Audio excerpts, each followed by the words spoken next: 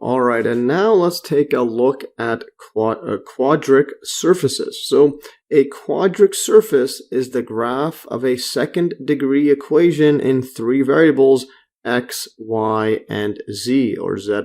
The most general such equations, basically this just means a power of 2, so the most general one, yeah, it's going to be something like this, ax squared, so the a is just a constant. You have that power 2 right there, indicating it's a second degree equation. The next one's going to be another variable, b, another constant b, then squared, plus c z squared, and then to account for other stuff, you're going to have the letter d for x, y. It's going to get super general, plus e, y, z, plus f, x, z.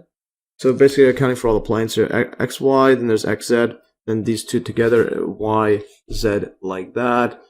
And then plus g, x, plus h, y, plus z, I, z, plus j equals to 0. Alright, going further, so where a, b, c, d, e, f, g, h, i, and j equals to 0. So yes, this one's multiple, you have the constant and then each variable, and this is just a general one without any variable as well, like that.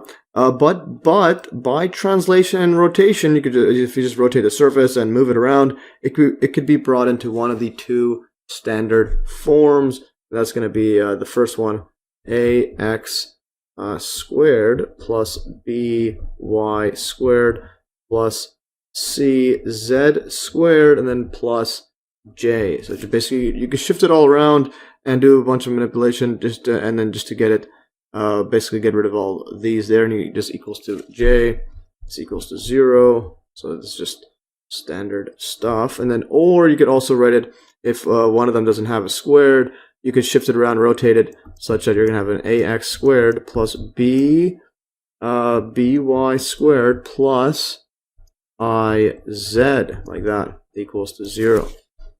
So that's this right here, iz, like that. So you could have it one of these two forms.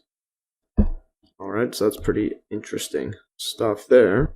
Alright, so yeah, that's the quadric surfaces, and also I wanted to add another note here. So we can get from here to here by translation and rotation, and also completing the square. So you usually have to just complete the square first.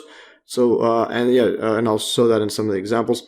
And then once we complete the square, then you could shift it or translate it, and so on. And this is basically getting rid of just more difficult constants, etc., just so we have something simple like this. That's what the rotation and translation does. Alright, so going further, so quadric surfaces are the counterparts in 3 dimensions of the conic sections in the plane. And this is linked to my playlist on conic sections and so on. So here's the counterpart in 3D. But so in 2D, these are conic sections. So you have a cone like that, and depending how you slice it through with a plane, you'll get a different shape. So parabola is vertical down this cone, and you get, this is a hyperbola. Hyperbola, you'll get two parabolas like that. Or basically, a hyperbola is this shape going vertically down. Parabola is going at an angle, so you only cut one. And then an ellipse is you only cut one, but from both sides. This one you cut it all the way to the open side.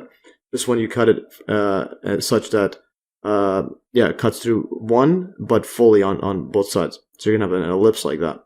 That's pretty epic stuff. And a circle is just an ellipse that's perfectly horizontal cut. All right, going further, so in a parabola, in the equation form, it's going to look like this, y squared equals 4ax. It's a standard form. Yeah, that's actually interesting. I haven't seen that format before, but basically you're going to have one variable and then the other variable not squared. One is not squared, one is squared. That's pretty much it, and then a constant somewhere. All right, and then an ellipse is going to be like this, x squared plus x squared divided by a squared plus y squared divided by b squared equals 1. And yeah, I'm just recapping on this because we're going to be dealing with a bunch of these conics like that. And this equals 1, and this is the ellipse.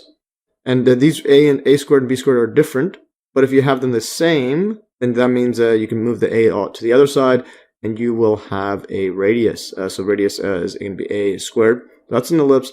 So a is the horizontal, and then b is the vertical. So notice the basically the vertical radius, horizontal radius, and they're different. And then circles, they're both the same, they're both a.